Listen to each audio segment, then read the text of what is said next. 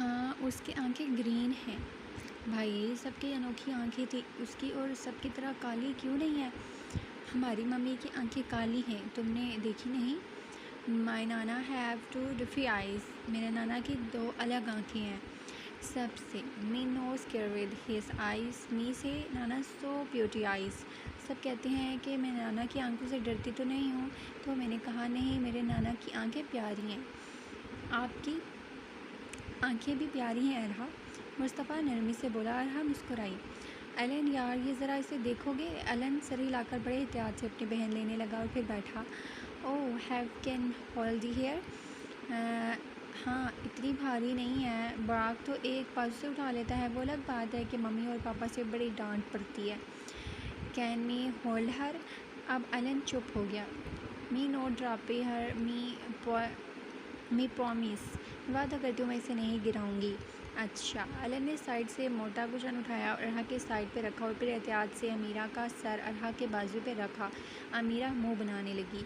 अरहा उसके मुंह बनाने पर बोली, शी नो लाइक मी। नहीं यार, ये अभी आपको जानती नहीं है ना, इसलिए। अरहा ने इश्तियाक के मारे उसके गाल पे एक उंगली रखी, फिर पीछे की। उसके बाद उसने उसके नाक पे उंगली रखी, फिर पीछे की। क्या कर रही हो ये रिया? मी चेकी शी रियल और टॉय? अब एलन अपनी हंसी पे काबू न रख सका। उसके बाद हया आई तो मुस्कुराकर अरहा के गोद में अमीरा देखी। अरे ये क्या, इसने तो हमसे भी ज़्यादा अच्छी तरह उठाया है। वाह अरहा, आओ लंच रेडी है। ये क्यूट बेबी, आप भी बहुत क्यूट हो। मुस्तफ़ा और बराक बैठे हुए थे। मुस्तफ़ा फ़ोन पे किसी से बात कर रहा था। बराक गर्ल चीज़ उठाकर प्लेट में रख रहा था। उसने अरहा को देखा तो अपनी आंखें घुमाने लगा। वो लोग बैठे तो मुस्तफ़ा ने फ़ोन बंद करके अरहा को देखा। तो अब क्या लोगी गुड़िया? मुस्तफ़ा ने बेहद नरमी से पूछा। अरहा ने मुस्तफ़ा को देखा, फिर बड़ी संजीदगी से बोली, मी फर्स्ट वांट सिगी। पापा जो बिफोर आई टी। बराक एकदम जूस हलक में फंस गया और उसने एकदम खांसना शुरू कर दिया। एलन का मुंह खुल गया, जबकि हया इसे देखने लगी जैसे वो कोई बच्ची नहीं अजूबा हो। तुम स्मोकिंग करती हो? बराक ने नैपकिन से मुंह साफ करते हुए कहा। अरहा की आंखें चमक उठी। या me do, papa do not. मम्मी आएंगे, मम्मी not like smoky. Then papa eat परोंठे एंड ब्रेकफास्ट। परोंठे? एलन ब्रो, ये आप अपनी दोस्त को स्ट्रीट से उठाकर तो नहीं लाए? बराक बेटा, आप पराठे की बात कर रहे हो? मुस्तफ़ा समझ गया। उसके स्मोकिंग के कमेंट को नज़रअंदाज करता उसे पूछने लगा। अरहा के माथे पे सोच के बाल आ गए। नो परोंठे, परोंठे। मुस्तफ़ा, मुझे लगता है वो पराठा ही कहना चाह रही है, मगर चूँकि सिकंदर भाई शायद पंजाबी की ज़ुबान इस्तेमाल करते होंगे, इसलिए वो ऐसे बोल रही है। और वो बिल्कुल ठीक कह रही थी। अक्सर जब सिकंदर जमाल अज़ीम के घर जाता था तो उसे वहाँ पराठे की फरमाइश करता था और जमाल अज़ीम को तंग करने के लिए पंजाबी बोला करता। अरहा तो थी ही बाप की फ़ैन, उसके कहे हर अंदाज़ और अल्फाज को पकड़ लेती और कभी बोलती नहीं थी। Nice friendly. बराक ने एलन को चिढ़ाया। एलन यार, बताना था कि आपकी फ्रेंड देसी है। मुस्तफ़ा गहरी मुस्कुराहट से बोला। रिया, तुम ये सिमन रोल्स लोगी? एलन अरहा से बोला। What's that? फ्रेंच टोस्ट, वो लेना है? हया ने कहते हुए एक उठाकर उसके प्लेट में डाला। अरहा आगे आई और उसने कांटे के बजाय सीधा हाथ से खाना शुरू किया। बाप की तरह वो भी कोई फॉर्मेलिटी नहीं दिखाती थी। तोबा, कोई मैनर्स नहीं। बराक ने शक्ल बनाई। बराक, मुस्तफ़ा अब सख्त लहजे में बोला। अरहा, आप शेक पीती हो? नाना मेकी में शेकी। इस तरह उनके साथ अच्छा वक्त गुजार कर लॉन से घर छोड़ने आया तो रिमशा जो सामने पौधों को पानी दे रही थी उनको देखकर मुस्कुराई। अरहा माँ को देखकर तेज़ी से भागी। आराम से आरू, वो आज नॉर्मल मूड में थी। अरहा को उठाकर वो एलन को देखने लगी। आओ ना एलन। नहीं आंटी, मेरा मैच है तो वहाँ जा रहा हूँ। ये मम्मी Ellie play football. Me wanna play but he said me kid me no किडना। वो ठीक कह रहा है आरू। और वैसे आपने उसके साथ कितने देर टाइम स्पेंड किया? वैसे मज़ा आया? या मी लाइक बेबी मी ईटी मज़ी का थिंगी।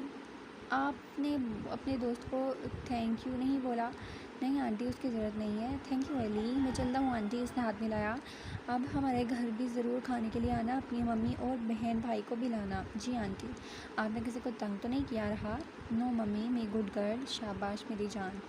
वो बाजू से निकलते फ़ोन को सिंक पे गिरता हुआ देख रही थी। उसे शुरू में तकलीफ़ महसूस नहीं हो रही थी। जब उसने दूसरा किट मारा था तब जाकर उसकी सांसें चलना शुरू हुई थी। तब उसे लगा था वो पानी से निकाली गई और डूबने से ज़्यादा वो कट रह सकती थी। ये जलता दर्द उसके अंदर आसूदगी पैदा करता था। जब उसे लगा वो संभल गई तो रेज़र को डस्टबिन में फेंक कर उसने अपने बाजू से निकलते खून को साफ़ किया पानी से। उसकी सिसकी निकली जिससे उसने लंबू से दबाया। फारिग होकर उसने टिश्यू से दबाकर उसके ऊपर अपने बाजू को रुकिए पर और बाजू पर रखे और बाहर आई। उसने देखा उसके टेबल पर फ़ोन वाइब्रेट हो रहा था।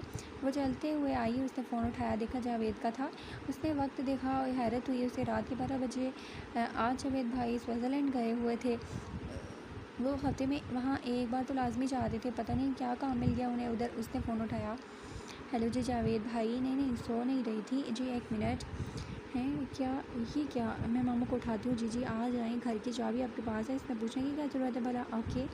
आधे घंटे बाद जावेद और एक अजनबी लड़की जो काफ़ी सहमी हुई थी, उसका चेहरा भी काफ़ी सूजा हुआ था, उसके सामने मौजूद थे।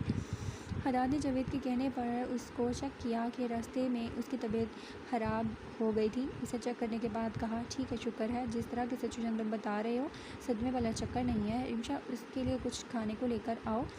बिल्कुल खामोश थी। उसे कुछ बोला नहीं जा रहा था। हाँ, पूरे रास्ते उसने जावेद का बाजू या हाथ पकड़ा था। अभी भी उसने छोड़ा नहीं था। हदाद उसे पहचान गया था। उसकी पुरानी स्टूडेंट है। और सबसे बड़ा झटका, उस बेरहम हालत में वो जावेद के साथ इस पहर मौजूद थी। सोचने पे आओ तो बहुत सी अजीब सोचें जहन में आती थी। ज़ोहा, आप ठीक हो? बिल्कुल महफूज। आपको यहाँ कोई कुछ नहीं कहेगा। आंखें बंद कर लो, ठीक है? आप खतरे से बाहर हो। कोई आपको मेरे घर में कुछ नहीं कहेगा, ओके? हदाद ने नरमी से कहा और जावेद को देखा जो परेशानी से उसे देख रहा था। उसके तासरात देखकर हदाद हैरत से चौंक उठा। चक्कर जो भी था उसे जावेद को देख ही समझ आ गई। वो उठा और किचन की तरफ गया। उसने मेडिसिन वाला दराज खोला। मामू, ये आपकी पुरानी स्टूडेंट है ना? रिमशा, जो ट्रे में मिल्क शेक का गिलास रख रही थी, हदाद से बोली। जोहा नाम है, फर्स्ट ईयर में है। इसके साथ कुछ बुरा तो नहीं हुआ ना जो ये जावेद भाई को मिली और जावेद भाई उसे यहाँ ले आए?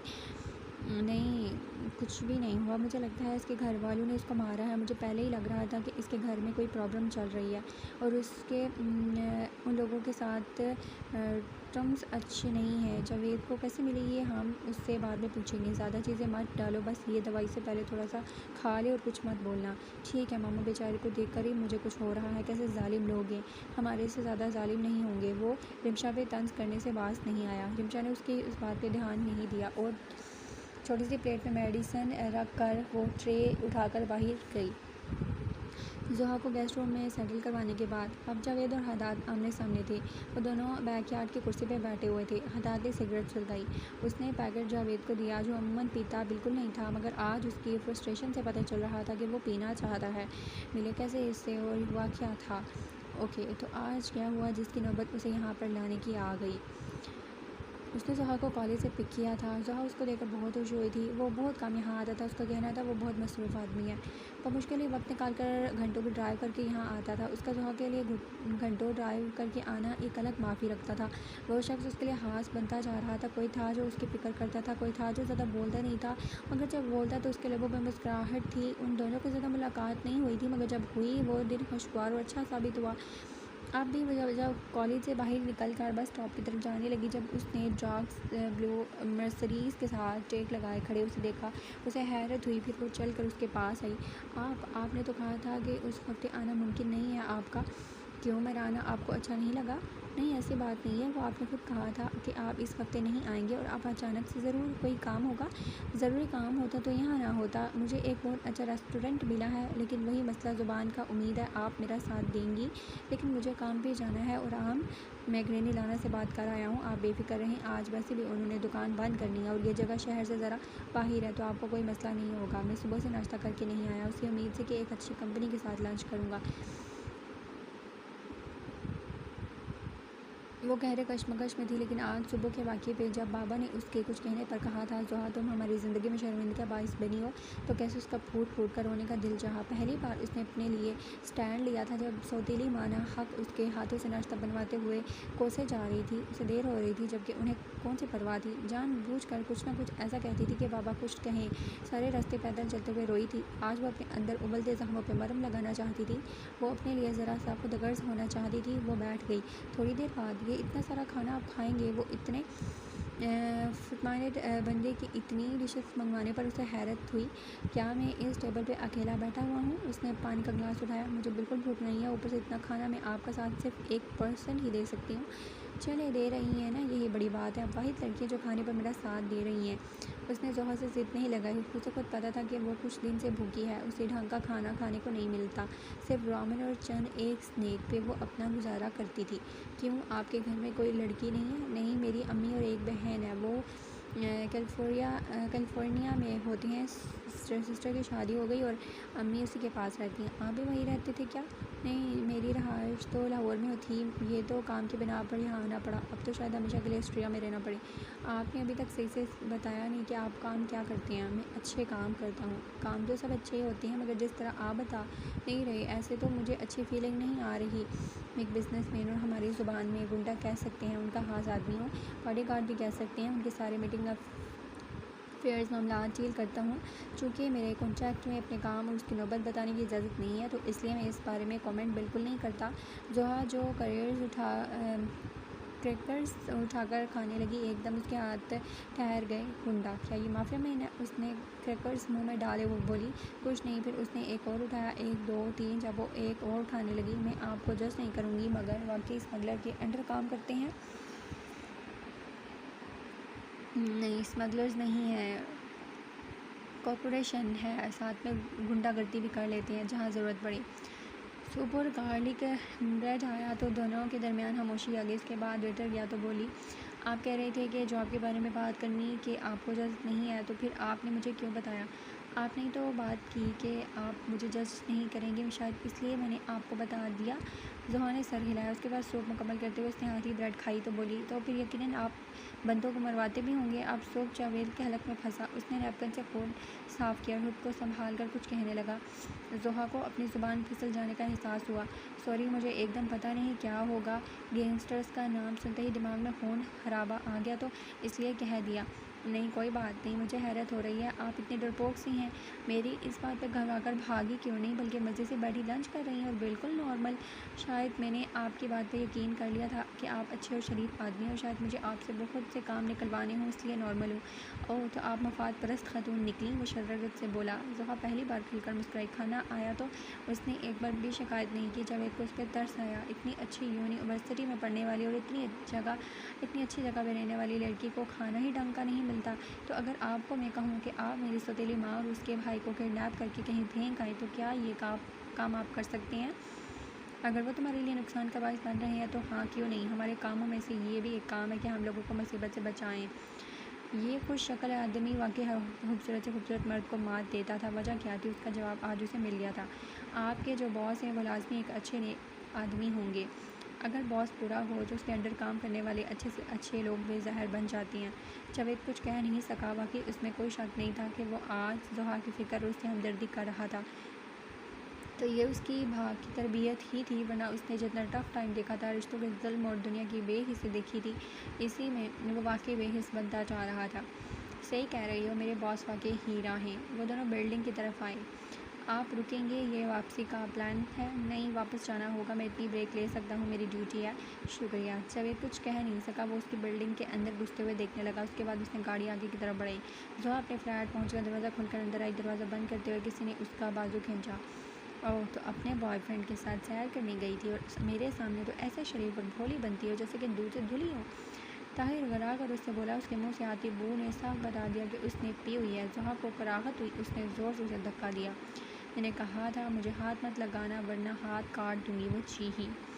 मेरे हाथ काटोगे? ये हिम्मत तुम्हारे उस अमीर बॉयफ्रेंड ने नहीं दी होगी, वरना तो ज़कूटा। जोहा के मुंह से तो आवाज़ नहीं निकलती। उसने जोहा के बाल पकड़े। जोहा ने उसके मुंह पे थूका और अपने बाल छुड़वाए। उसके इस हरकत पे ताहिर को तैश आया। उसने जोहा को खींचकर ड्राइंग रूम की तरफ लेकर या अपना आप छुड़वाने लगी। इस शोर में उसके कमरे से सौतेली माँ बाहर निकली। जब वो चलकर ड्राइंग रूम में आई तो चीख पड़ी। जोहा की जैकेट की जिप खुली हुई थी और उनका भाई ज़मीन पर गिरा उठने की कोशिश कर रहा था। उसे गालियाँ दे रहा था। ये क्या किया तुमने ताहिर? वो उस पर चीखी। अपने भाई की तरफ लग गई। जोहा के बाल बिगड़ गए थे और उसके होंठ से खून निकल रहा था।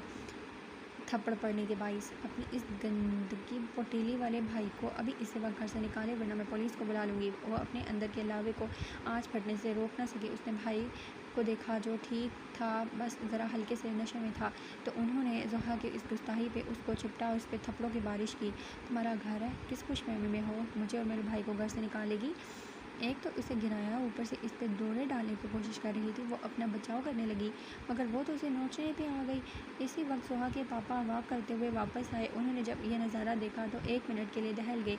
जोहा बाप को देखकर भाग कर रोते हुए आई और उन्हें सब बताने लगी, जिस पर उसकी सतीली माँ चीख पड़ी कि उसने ताहिर को नशा और चीज़ पिलाई और उसके सोने का फ़ायदा वो उसके भाई पे उठाने लगी, जबकि ताहिर ने अपने बचाव की हर मुमकिन कोशिश की। जोहा ने ज़ोर से नफ़ी में सर हिलाते हुए बाप को यकीन दिलाने की कोशिश की, मगर बाप तो तब बाप होता जब आपकी माँ अपनी हो, जब माँ ही ना रहे तो माँ के साथ बाप भी मर जाता है। उसका बाप पीछे हो गया। जोहा का बच्चा कुचा दिल छिन से टूट गया छन से। ताहिर ने उसी वक्त उठने की कोशिश की और जोहा के बाप को देखते हुए कहा, भाई ये ऐसी है सब मर्दों पर डोरे डालने वाली। मुझे जूस देने से पहले मैंने इसे किसी लड़के के साथ देखा। इसे कन्फ्रंट करना चाहा तो मुझसे ज़बरदस्ती करने लगी। वो तो शुक्र है आप ही आ गई, वरना मैं मुंह दिखाने के काबिल न रहता। अब वो ये झूठ बोल रहा है। अब वो मुझे बहुत अरसे से हरास करने की कोशिश कर रहा था। अब आप मेरी बात पे यकीन करें, मैंने लेकिन उसके मुंह पे पड़ते हुए ज़ोरदार थप्पड़ ने उसको कुछ कहने से रोक दिया। मैं भूल गया था कि तुम मेरी बेटी हो, तुम तो अपनी माँ की बेटी निकली। तुम ठीक कहती थी कि भाई के पढ़ाई लड़कियों का दिमाग ख़राब कर देती है, मगर मुझे अपनी बेटी पे अंधा भरोसा था। मैं तो कहती थी बार बार आपसे इस केस की शादी करवा दें, मगर आपने ना सुनी। आपने कहा स्कॉलरशिप मिली है, ऐसे कैसे उसकी मेहनत ज़ाया होने दें। नवीद साहब, ज़माना बहुत ख़राब है और ऐसे बच्चों को फ़ौरन में पढ़ाना नींदें हराम करने वाली बात है। आपने एक ना सुनी। देख लें अब अंजाम के घर के मर्दों तक को भी नहीं बख्शा उसने। शायद वकार इसलिए यहाँ से भाग गया क्योंकि उसके करतूत। इस इल्ज़ाम पे जोहा का दिल कट के रह गया। वो उस औरत पे झपटने लगी कि बाप ने उसका बाजू पकड़ लिया। वो पागल हो गई। वो अपना आप छुड़वाकर उस औरत को गाली देने लगी। वो कैसे कैसे उसके पाकीज़ा दामन पे कीचड़ उछाल सकती थी। वो कैसे इतनी घटिया बातें कर सकती थी। उसका बाप उसकी आंखों पे तो पट्टी बन गई थी। जोहा के इस रूप को देख बाप उसको पकड़कर बाहर निकालने का फ़ैसला किया। ऐसी औलाद को ना उन अपनी हरकतों की कोई शर्मिंदगी है, ना ही रिश्तों का लिहाज, तो ऐसी औलाद को रखने का कोई फ़ायदा नहीं है, जिसने लोगों के सामने उसकी नाक ही कटवानी है। वो धुंधलाई नज़रों से अपने बाप को देखने लगी। फिर उसे किसी की आवाज़ आई। उसने देखा जावेद भागते हुए उस तरफ आया। पहले तो वो उसे देखती रही, फिर बिना सोचे समझे भागकर उसके सीने से जाकर लगी और रोने लगी। जब ये मंजर उसके घर वालों ने देखा तो उनके इस बात पर यकीन आ गया कि हाँ, ये ऐसी ही है। नवीद भाई ये वही लड़का है जिसके साथ जोहा नज़र आती है। क्या हुआ है जोहा, क्या किया इन लोगों ने? देख लें अब कैसे पड़ोसियों में हमारी थू थू होगी। नवीद साहब, आपकी बेटी ने हमें मुंह दिखाने के काबिल नहीं छोड़ा। Shut up. जावेद जिस लहजे में धाड़ा उससे अच्छे अच्छे बंदे भी काम जाते थे। जोहा अभी तक उसके सीने में मुँह दिए रोए जा रही थी। अगर एक भी लफ्ज़ इस लड़की के खिलाफ़ किसी ने कहा तो मुझसे बुरा कोई नहीं होगा। ये क्या आपने इसके साथ, आप लोगों को शर्म नहीं आती? क्या किया? ऐसे मतलब लड़की को घर से निकालते हुए इंसान है कि जानवर? ताहिर सामने आने लगा तो उसकी बहन ने उसे रोका। वाह, ये सबके साथ मुँह काला करती रहे और हम बेगैरत बने बैठे रहे। अब जावेद के बर्दाश्त ख़त्म हो गए। उसने जोहा को छोड़कर उसकी तरफ आया और सबके एहतजाज करने से पहले उसे दीवार के साथ लगाकर उसने गन उसके गर्दन पे तानी। सबके मुंह खुल गए। अगर तुमने अब इसके बारे में कुछ भी कहा तो अगली सांस की मोहलत तुम्हें नहीं मिलेगी। छोड़ो मेरे भाई को, छोड़ो। उसने ज़ोर से उसे झटक कर उन सबको देखा, फिर जोहा को। उसके बाद तेज़ी से जोहा का हाथ पकड़ा, वो उसके सामने ले गया और जोहा के साथ चल पड़ी। वो लिफ्ट में जैसे ही घुसे जोहा एकदम फिर से टूट गई। किसी ने भी यकीन नहीं किया। बाबा ने मम्मा को गाली दी, मेरी शरीफ मम्मा को। मैं कैसे लोगों में रह रही थी मैं? वो मुझे हरास करने वाला था। वो जावेद ने उसे अपनी तरफ खींचा। मैं हूँ तुम्हारे साथ, मैं तुम्हें कुछ नहीं होने दूंगा। अगर उन्हें किडनैप करके मारना भी हुआ तो मार दूंगा। मुझे यहाँ से ले जाओ या फिर एहसान कर दो कि मुझे मार दो। मैं नहीं जीना चाहती ऐसी ज़िंदगी जिसका कोई मकसद ना हो, जहाँ मेरा बाप। वो एक बार फिर रोने लगी। जावेद ने उसका सर थपका और उसे अपने फ्लैट में लेकर जाने लगा तो वो सिरे से इनकारी हो गई। वो यहाँ 1 मिनट भी नहीं रहना चाहती थी। उसका दम घुट रहा था। तुम बैठो, मैं अभी आया। सुहा ने कोई जवाब नहीं दिया। वो 15 मिनट उसके बैग के साथ वापस आया जिसमें उसकी आईडी कार्ड, ज़रूरी डॉक्यूमेंट्स थी। वो अब दोबारा उसके घर वालों का सामना नहीं करना चाहता था, इसलिए एक ही बार ये काम निपटाना चाहता था। साथ में उसने धमकी भी दी कि पुलिस वालों को खबर दी तो अपना कफन तैयार करवा के रखें। फिर उसके बाद उसने जोहा को खदात और रिमशा के पास ले कर जाने का फ़ैसला किया। अब क्या करोगे? मैं चाहता हूँ कि जोहा अगर सेटल हो जाए तो उसे निकाह स्टेबल हो जाए तो उससे निकाह कर लूँ। ये ना हो कि उसके घर वाले कोई इशू खड़ा कर दे और उसके पढ़ाई पे हर्ज हो, कुछ भी हो सकता है। अगर वो मेरी बीवी बन जाए तो सारे गेम मेरे हाथों में है। हदात को बिल्कुल उसके फ़ैसले पे हैरत न हुई, हंस कर बोला, वो तो अब भी है, वैसे दाद देनी पड़ेगी तुम्हारे इस कदम पर। सिकंदर होता तो उसे तुम पे फ़ख्र होता। जावेद को उदासियों ने घेर लिया। मैं भाव को बहुत मिस कर रहा हूँ, मुझे हर कदम पे उनकी ज़रूरत होती है। इस वक्त भी फैसला लेते हुए झिझक से महसूस कर रहा हूँ। उनके अप्रूवल की बहुत आदत हो गई है। तौबा, सबका बाप बना रहता है। अपनी ज़िंदगी का फ़ैसला लेना तुम्हारा हक़ है। तुम कोई 16 साल के बच्चे नहीं हो, 29 साल मर्द हो। जो भी कदम उठाओगे सोच के उठाओगे। मैं इस मामले में तुम्हारे साथ हूँ। बस एक मसला है, अगर वो ना मानी, जिस तरह वो हम सब के सामने सहमी हुई बिल्ली बनकर तुम्हारे साथ चिपकी हुई थी, मुझे नहीं लगता कि वो इनकार करेगी। और वाकई ऐसा हुआ था। कल शाम 4 बजे जोहा ने खामोशी से निकाह नामे पर साइन कर दिए। बिना कुछ बोले, बिना किसी बात पर एतराज़ किए वो जावेद की बीवी बन गई थी। ये तुमने कैसे पकड़ा उस बंदे को? मुस्तफ़ा हैरत से हनान के लैपटॉप की स्क्रीन पर देख रहा था। बस देख लें और सारी बात उगलवा दी, अब हमारा रास्ता क्लियर होता जा रहा है। हदात को बताया तुमने? नहीं, अभी नहीं, क्योंकि जब कुछ अजीब सी बात बताई है उसने। क्या भला? कि हमें बर्बाद करने में सबसे बड़ा हाथ हम में से किसी एक का है। क्या मतलब इस बात का? मतलब कोई ट्रैटर है तुम लोगों के बीच में? वो कैसे हाथ लग गया हुनान के? ये तो तुम बताओगे अज़ीम, क्योंकि वो तुमसे ही राब्ते में था, तुम ही उसे मिलने आया करते थे। इस सब को मैं क्या समझूं? तो तुम्हें लगता है मैं तुम्हारे साथ गेम खेल रहा हूँ? मैंने पकड़वाया है उसे, मुझे अभी तुम्हारे बताने पे पता चला है। हुनान ने कोई खबर नहीं दी। तो तुमने अपनी आँख कान बंद कर लिए हैं? किस मकसद से तुमसे डील की थी? कहा था ना उन पे नज़र रखो। मत भूलो कि शेरों की मौत की खबर सिर्फ मुझे और तुम्हें पता है। और DNA और चंद तस्वीर भूल गई क्या तुम्हें? वो मेरे ज़रिए पता चली हैं। उनको मैंने भनक नहीं लगने दी। ज़रा सी भूल चूक हो गई तो सारा इल्ज़ाम मुझ पे लगाने लगे। वो हदात की बात में ज़रा ठंडा हुआ। अब कुछ करो वरना सारा खेल तुम बिगाड़ दोगे। मैं बिगाड़ूंगा? तुम आप देखो तुमने किससे पंगा लिया है। गुस्से से कहकर उसने फ़ोन बंद किया, अपनी पेशानी मस ली, दरवाजे की तरफ चौंक कर देखा, फिर देर से चलकर उस दरवाज़े खोला तो कोई नहीं था। अरे बख्तावर ने कामर रूम का दरवाज़ा तेज़ी से बंद किया तो गहरा सांस लेने लगी। जब किसी की आवाज़ पर उछल पड़ी, मुड़ कर देखा तो सब लोग मेन पार्टी की तैयारी के लिए यहाँ मौजूद थे। ओह, तो प्लानिंग यहाँ हो रही है। बख्तावर खुद को संभाले चलकर उनकी तरफ आई। हाँ, बस ड्रामेटिक्स की हेड आएंगी, उनसे मीटिंग करेंगे। थीम तो हमने डिसाइड करनी है, लेकिन समझ नहीं आ रही कौन सी चुने। बाद के उन 4 हफ्तों में सीनियर्स से बहुत अच्छी सलाम दुआ हो गई थी। उन स्टूडेंट के अदाद के साथ ज़्यादा सेशन होते थे। वैसे कुछ आइडिया है तुम लोगों के जहन में? बख्तावर सामने उनकी खुली जर्नल में स्टिकी पैड पे लिखे आइडियाज़ पढ़ने लगी। जो थे वो हमारे सीनियर्स, उनके भी ये सीनियर्स कर चुके हैं, इसलिए तो दिमाग खाली हो गया है। माफिया वाली थीम कभी ट्राई की? थोड़ा सा जॉक टच आना चाहिए। जैसे से कुछ चुभा, मगर जहन में ऐसी थीम आई थी, सारे एकदम बख्तावर को देखने लगे, वो भी हैरत से। यस बख्त डार्लिंग, तुम तो जीनियस हो, हमारे दिमाग में ये आइडिया क्यों नहीं आया? ओ गॉश यार, इतना ज़बरदस्त प्लान। वाकई बात, ये वाली थीम तो हमारे जहन में नहीं आई। डॉक्टर बनने के चक्कर में हम मेडिकल से बाहर ही नहीं निकल रहे। यार मैम से कहते हैं बख्तावर को अपना हेड ऑफ टीम बनाएं। अरे नहीं, आप लोग भी ना, मैंने तो बस आइडिया दिया, मुझे क्या पता ऐसे कामों का किसी की दस्तक देने पर वो मुड़े। मिस आलम, तो आप यहाँ पर हैं, आपको काम दिया था ना कि ब्रेक। अरे सर बी को रिलैक्स रहने दिया करें, हमसे ज़्यादा तो प्रेशर आप इसे देते हैं। हाँ सर, इतना तो मज़ा आता है इसकी कंपनी में।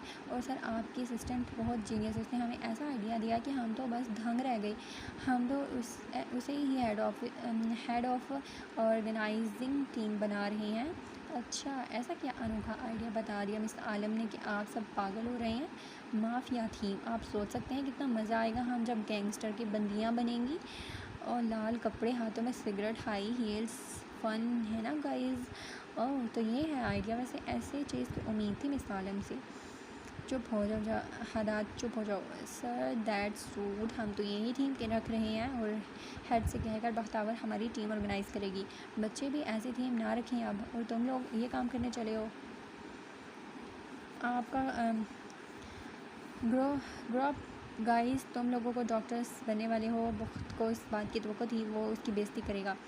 सर बच्चे न रखें, हम तो रखेंगे। मेरी मानो तो जो वाना से थीम पूछो, उसके आइडियाज़ बेहतरीन होते हैं। उसकी पार्टीज़ तुम लोगों ने देखी थी ना मैगज़ीन कोर्स तक में भी आ गई। उसको ऑर्डर्स भी मिलने लगे। फैंसी रखो ताकि प्रोफेशनल और पर्सनटेबल भी लगे। बख्तावर अब उठ गई।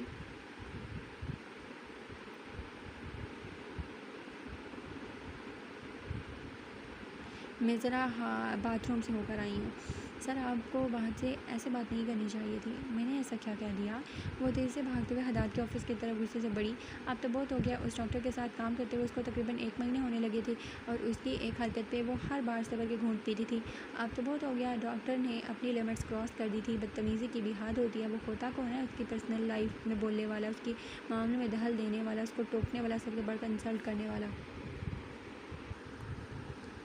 वो उसका बॉस है ना कि शोहर। तो उसके शोहर की तरह क्यों बिहेव कर रहा था? वो तेज़ी से बिना नॉक किए आई और देखा हदाद टेबल के साथ बैठा किसी से लैंडलाइन पे लगा था। और वो जान मैं बस थोड़ी देर में आता हूँ, अपने परेशान नहीं होना, ओके? उसके बाद फ़ोन रखा। बख्तावर को देखा। मुझे सालम लगता है आपके लिए मैनर्स की क्लास रखनी होगी। अब आपको सिखाया नहीं है कि बिना परमिशन के दाखिल होना बदतमीज़ी की अलामत है? सर हम मिल के क्यों ना क्लास लें, क्योंकि इस क्लास की आपको भी ज़रूरत है। आप अपनी हद में रहें, इस आलम तो बेहतर है। मैं अपनी हद में ही हूँ डॉक्टर हदाद। आप क्यों अपनी हद दिन ब दिन भूलते जा रहे हैं?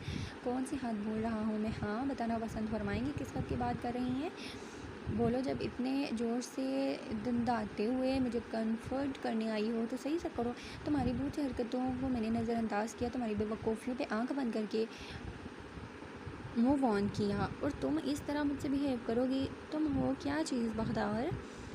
मैं जीते जागते इंसान हूँ जिसका आप बेरहमी से फ़ायदा उठा रही हैं। ऐसा रवैया अपना रहे हैं जैसे मैंने आपके साथ बहुत बुरा किया हो। कोई और मेरी काम की तारीफ़ करता है तो आपसे बर्दाश्त नहीं होता।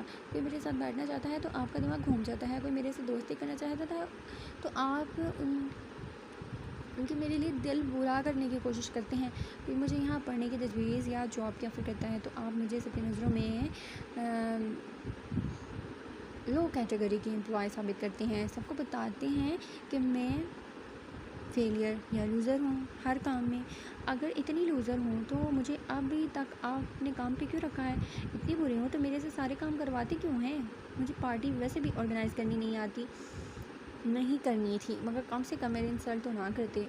और वो ना इतनी स्पेशल है तो उसी को रखें। वो स्मार्ट, टॉल, इंटेलिजेंट, खूबसूरत है ना, तो गो टू हेल मिस्टर हदाद आलम। मैं बख्तावर आलम जूते पे रोंदती हूँ ऐसी नौकरी को। जब तारीफ़ नहीं कर सकते तो कुछ ना ही कहें तो ये आपके लिए बेहतर है, वरना मुँह की ही खाएंगे। वो जाने लगी जब हदाद ने उसका बाजू पकड़ा। मैंने तुम्हें जाने का कहा, एक कदम भी हिली तो मुझसे बुरा कोई नहीं होगा। छोड़े मेरा बाजू, आपको पता भी है ये हैरेसमेंट है। उसके बाद भी हदाद हंसा। हैरेसमेंट माई फट? ये किस लिए? उसका वजूद बिल्कुल साकत हो गया था। ये हर उस चीज़ के लिए जो आपने मेरे लिए की। तौबा, ये वो क्या बोलती है? तुम मेरी हो, सुना तुमने? तुम्हारी कोई तारीफ़ करेगा, कोई तुमसे बात करेगा, कोई तुमसे दोस्ती तो दूर तुम्हें आंखें उठाकर भी देखेगा तो मुझसे बुरा कोई नहीं होगा। और इस पार्टी को ऑर्गेनाइज़ करोगी जिसके मेंबर आधे से ज़्यादा लड़के हैं, दिमाग ख़राब है मेरा। और उसके अंडर काम करोगी जिसकी गंदी नज़र तुम पर से हट नहीं रही थी। बोलो, जवाब दो। और इंसल्ट, कौन सा इंसल्ट किया? तुम हो ऐसी क्या? तुम्हें मेरे सबसे की हुई बात पे इतना यकीन है? इंसल्ट याद रही, तारीफ़ नहीं नज़र आई। जहाँ पे तुम्हारी कदरदान के सामने मैंने की, ना उन लोगों के सामने जो तुम्हारे काम से ज़्यादा किसी और चीज़ में दिलचस्पी रखते थे।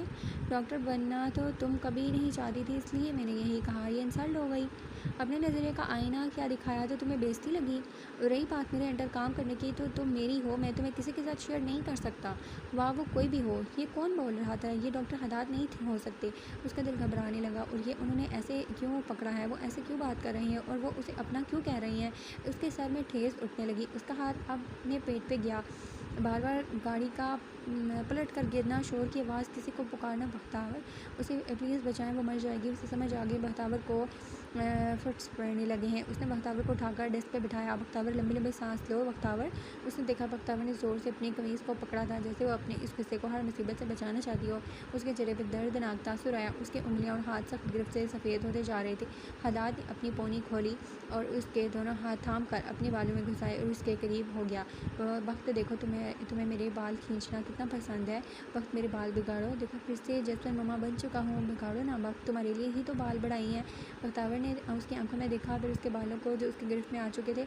उसने बालों में उंगलियां फेरी। जब जब वो खुदात के बालों को देखती थी उसका उन्हें बिगाड़ने को दिल करता था। आज वो उसके ख्वाहिश बिना कहे ही पूरा कर रहा था। कौन था ये, क्यों उसके करीब था? उनके दरमियान तो कुछ ना था, मगर उसे बुरा नहीं लग रहा था। हदात ने अपनी आंखें बंद कर दी और उस गुर्बत को बड़ी शिद्दत से महसूस किया। बहतावर उसके बिल्कुल करीब उसके बालों को बड़े इस्तहाक से छू रही थी। बहतावर ने उसके आंखों को देखा। हदात ने उसकी नज़रें खुद पे महसूस की और उसकी एक सफ़ेद आँख देखकर मिसमराइज हो गई, जो उस दिन रात के पहर उससे टकराने और हर कॉलेज से भागने पे हुई थी। हदात उसके करीब होने लगा। वक्त भी आगे आई। उसी वक्त दरवाजे पर दस्तक हुई, जो उनके दरमियान जो दवाई लम्हा था एकदम टूट गया। वक्त एकदम होश में आई। जब उसे एहसास हुआ वो कहाँ पे है और वो आगे क्या करने वाली थी, तो उसने अंदर सन्नाटे छा गए। एक सेकंड, हदात तेज़ से बोला। बख्तावर ने उसको ज़ोरदार धक्का दिया और तेज़ से उतर कर अपना बैग और फाइल उठाने के लिए बढ़ी। बख्तावर करीब भी मत आना मेरे, वो आहिस्ता सर्द लहजे में उसे वार्निंग दे चुकी थी, जिस पे हदात ठहर गया। वो तेज़ी से ये चीज़ें उठाकर बिना कुछ किए दरवाज़ा खोलने के लिए बढ़ी, तो देखा तो प्रोफेसर स्कॉट थे। उसने बख्तावर को देखकर सर को हम दिया। बात भी सर खोले से हिलाकर चल पड़ी। ये क्या हुआ था? वो कैसे कमज़ोर पड़ गई? इस लम्हे उसका शर्म से डूब जाने का दिल किया। वो पार्लर से निकलकर अपनी गाड़ी में बैठी थी। स्टीयरिंग थामे वो अपने हाथों को देखने लगी। जहाँ पे फेक नेल्स अच्छे तो लग रहे थे, मगर उसे अजीब लगे। उसने शीशे में अपनी मस्कारे से कुछ आंखें देखी। लेंस ने उसकी आंखों को चार चांद लगा दिया था। उसके होंठों पे तेज़ सुर्ख लिपस्टिक लगी हुई थी। ब्लैक और जैतून रंग के इम्तजाज का मखमल का ड्रेस पहने वो जो ड्रॉप वाले इयररिंग्स में कोई और लग रही थी। और वह सिकंदर की रे नहीं थी, सिकंदर की रे हो ही नहीं सकती थी। आज उसने सबसे बड़ा रिस्क लेने का फ़ैसला किया था। वह सिकंदर को वापस लेकर आएगी। जब वो उसके जख्मों को देखकर वापस नहीं आया, तो अब वो उसके इस कदम पर ज़रूर आएगा। उसने फ़ोन निकाला, अपनी तस्वीर मुस्कुराकर खींची। उसके बाद वो तस्वीर सिकंदर के फ़ोन नंबर पर भेजी। वो बिल्कुल पागल हो चुकी थी। पागलपन के न जाने किन हदों को जाएगी। मैं होश हूँ, आज़ाद होकर पार्लर से तैयार हुई हूँ, अब क्लब जाकर खूब इंजॉय करूँगी। उसने ये लिख कर मैसेज भेज दिया। उसने खुलकर तस्वीर में मुस्कुराने की कोशिश की थी, मगर वो जानती थी उसकी आंखों में लिखी दास्तान पढ़ लेगा वो। चलो दुख से आए या उसकी मुस्कुराहट पर आना तो उसे अब है। उसने गाड़ी स्टार्ट कर दी। उसने मामू को मैसेज कर दिया था कि वो कोलेग्स के साथ टाइम स्पेंड करेगी, डिनर करके आएगी। ये झूठ लिखते हुए उसने अपने आप को पार्लर के दौरान आईने में एक मिनट भी नहीं देखा। फिर मगर अब देख रही थी, शेरू भी तो ऐसा था, मगर रिमशा उसे सही गलत में फ़र्क नहीं पता था। ये फ़र्क तुम ही ने उसे बताया और तुम ही अब वही काम करने जा रही हो। उसने अपने दिल की आवाज़ को ज़ोर से झटका, नहीं सुनेगी वो किसी की भी। उसने खुद को ध्यान बटाने के लिए रेडियो चला दिया। वो इस वक्त किसी को भी सोच में नहीं लाएगी। ये सोचें, ये ज़मीर उसे वो काम करने नहीं देंगी जो वो चाहती थी। सिकंदर और हाथ से वो काम करने नहीं देंगे जो वो करना चाहती थी। ड्राइव करते हुए एक ऐसा गाना लग गया जिस पे वो ठहर गई। न मारेगी दीवानगी मेरी, न मारेगी आवारगी मेरी, कि मारेगी ज़्यादा मुझे मौत से नाराज़गी तेरी। रिमशा ने स्टीयरिंग पे गिरफ्त मजबूत की, आंखें जलने लगी। नहीं, लेंस की वजह से हो रहा होगा, अब वो नहीं रोएगी। क्यों इतना हुआ है तो हफ़ा है ज़िद किस बात की तेरी, कि मारेगी ज़्यादा मुझे मौत से नाराज़ की तेरी।